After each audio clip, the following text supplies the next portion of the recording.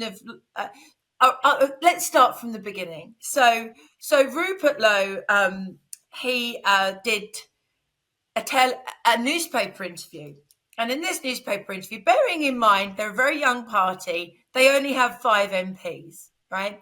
Rupert Lowe did an interview in a national newspaper saying that he felt that Nigel was messianic, that he wasn't the right person to lead the party and the country, and that Rupert felt that he was the right man, that it would fall to him to have to do it. And I mean, if that isn't a red flag to a bull, I don't know what is. He effectively, by doing this highly critical, highly personal attack on Nigel Farage, and also the way that the party's structured, and its chairman Zia Youssef, how he has structured the party, because they've got 400 branches now.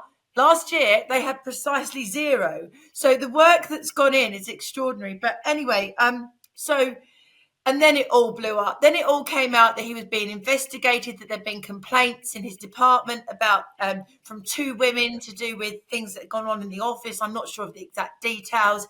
He'd crossed the floor in Parliament and had to be physically pulled off another MP. And the sergeant at arms, that's what he's called in the House of Commons. I don't know if you've got one in the Knesset, but someone with an official title who could physically pull the men off of each other, because it is normally men, isn't it?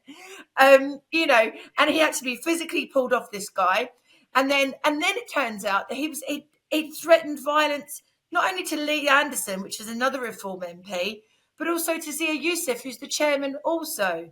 So all this stuff came out. Now, these allegations and things were being investigated before the newspaper article, but the way that it looked, and of course the way that the Rupert Lowe supporters wanted to present it, was this has all been made up because he criticised Nigel. It was actually the other way around. But why let facts get in the way of a good story?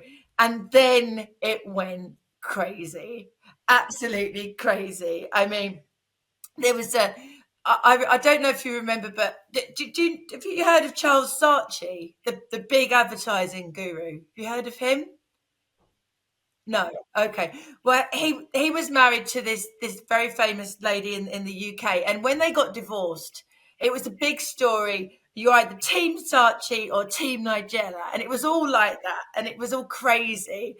I love Charles to bits, and I sent him a Team Saatchi T-shirt, which he said was the best gift he's ever got. Bearing in mind he's a billionaire, I doubt that is the best gift that he's ever received, but it was very sweet of him to say that anyway. But it all went very Team Rupert or Team Nigel. And then we found out, I was told at the highest level, I had a little bird whisper to me that there were Indian bots involved in terms of numbers and retweets and even comments and likes and followers, and that the whole Rupert thing, the reason it wasn't being reflected in the polling in the country was because it wasn't even real online. It wasn't real online. And I did a couple of tweets myself. I did a couple of television interviews about it. And then my life went crazy. Wait, so just tell us, why did it go crazy? Because you gave an interview when you were under the weather, like we in America like. Oh yeah.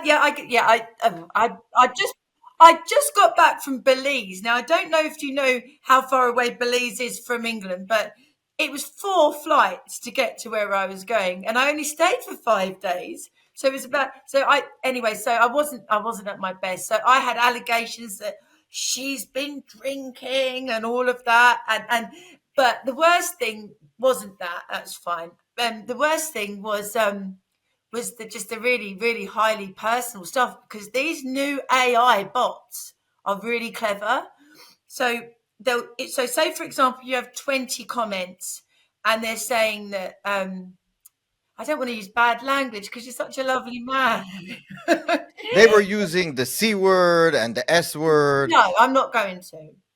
No, okay. All right. So basically the allegations were that, not allegations, but the insults were very highly sexualized in nature, old whore and stuff like that. But what the bots had done is if they saw that there was a few comments that were similar, then they would replicate it, but using slightly different wording. So you'd have like thousands of things said that are horrific, but in slightly different ways. And this went on for quite a long time. And yeah, I switched my phone off in the end. I've got a landline. I'm a bit old fashioned. I was brought up by my grandparents. You still have one? No, I had it installed when I moved into this flat. But you know what? I'm glad though. I'm glad that I did put it in because I WhatsApped 5 people my number that I wanted to be able to get hold of me. If they explained what was going on, and then switched my phone off.